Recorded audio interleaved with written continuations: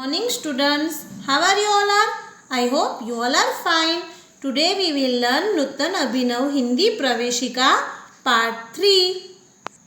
चलो, हम last video में पाठ 12 सप्ताह के दिन डेज ऑफ द वीक वो सीखे थे.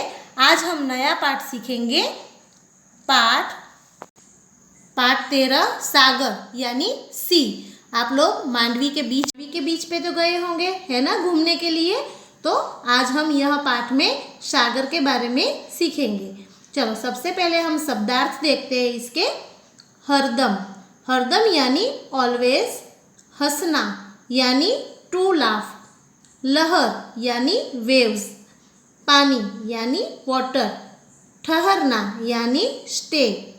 हमें यानी अस. चलो अब हमें यहाँ पे एक पोएम जैसा दिया है, हम देखते हैं. सागर के बारे में हमें यहाँ पे कहते हैं, हरदम हंसता गाता सागर, तेज मंद लहराता सागर. कितना पानी कितनी लहरें, आओ जरा किनारे ठहरे. कुछ भी हो हरदम खुश रहकर, जीना हमें सिखाता सागर. चलो इसमें हमें सागर के बारे में बात की गई है कि हरदम हंसता गाता. सागर को हम देखते हैं तो हमें लगता है जैसे वो हरदम हंसता रहता है, गाता रहता है. उसकी आवाज़ जो है वो आप सुनोगे तो भी आपको अच्छा लगता है. तेज मंद लहराता सागर, कभी कभी उसमें भरती भी आती है तो कभी कभी ओट यानी पानी उसका वापस पीछे चला जाता है. कितना पानी कितनी, सागर में बहुत सारा पानी भी होता है और बहुत सारी लहरें होती है. आओ जरा किनारे ठहरे, हम उसके किनारे जाते हैं तो हमें बहुत ही अच्छा लगता है. कुछ भी हो हरदम खुश रहकर, कोई भी बात हो, जैसे भरती आती है, ओट आती है, फिर भी वो बहुत ही खुश रहता है. जीना हमें सिखाता सागर, तो हमें भी हमारे जीवन में जब भी दुख आए सुख आए पर सागर की तरह हमेशा स्थिर रह के अच्छे से खुश रहकर जीना चाहिए. चलो अब हम उसकी एक्सरसाइज देखते हैं, स्वाध्याय देखते हैं. हम इसका लेखन करो यानी राइट. आपको क्या करना है, यहाँ पे जो 3 सेंटेंस दिए हैं वो सेंटेंस सामने देख कर लिखने हैं. उसको रीराइट करना है.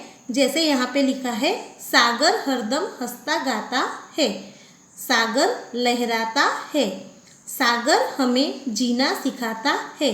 तो यही 3 सेंटेंस आपको सामने जो जगह दी है उसमें लिखने हैं. ठीक है. चलो अब हिंदी शब्द के सामने अंग्रेजी शब्द लिखो.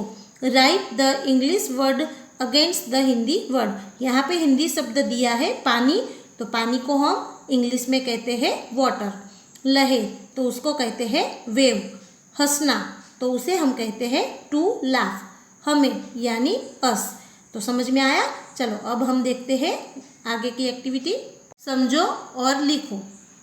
Understand and right. यहाँ पे एक यानी कि यहाँ पे लिखे हुए जो भी शब्द है वो एक वचन है. यहाँ पे अनेक यानी जो बहुत सारे होते हैं उसे हम बहुवचन में बोलते हैं.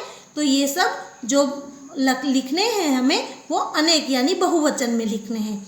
तो जैसे यहाँ पे लिखा है एक यानी कि तारा, तो हम उसे बहुत सारे तारे होते हैं ना तो हम बोलते हैं तारे. फिर किनारा, तो हम जो बहुत सारा होता है तो हम बोलते हैं किनारे. बच्चा तो बहुत सारे बच्चे होते हैं तो हम लिखते हैं बच्चे. पत्ता तो पत्ते. खिलौना तो बहुवचन उसका होता है यानी अनेक खिलौने. रास्ता एक होता है तो रास्ता और अनेक होते हैं तो रास्ते. लड़का एक होता है तो हम लड़का कहते हैं, अनेक होते हैं तो हम कहते हैं लड़के. छाता छाते. उसी तरह से सागर तो हम अनेक होते हैं फिर भी हम उसे सागर ही बोलते हैं, सागरे ऐसे नहीं बोलते हैं. ओके. फिर बालक, बालक एक हो या बहुत हो पर हम उसे वही शब्द से बोलते हैं, जैसे बालक तो बालक.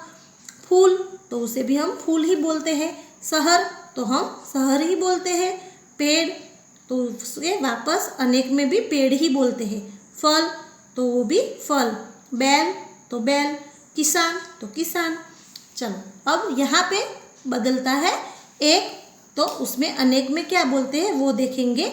लहर तो हम कहते हैं लहरें। बहन तो अनेक में है बहनें। किरण तो उसे अनेक में कहते हैं किरणें। सड़क तो सड़कें। पुस्तक तो पुस्तकें। पेंसिल तो पेंसिलें। गाय तो गायें। रात तो रातें। तो इस तरह से आपको भी आपकी बुक में ये वर्क करना है। ठीक है, ये आपका होमवर्क रहेगा।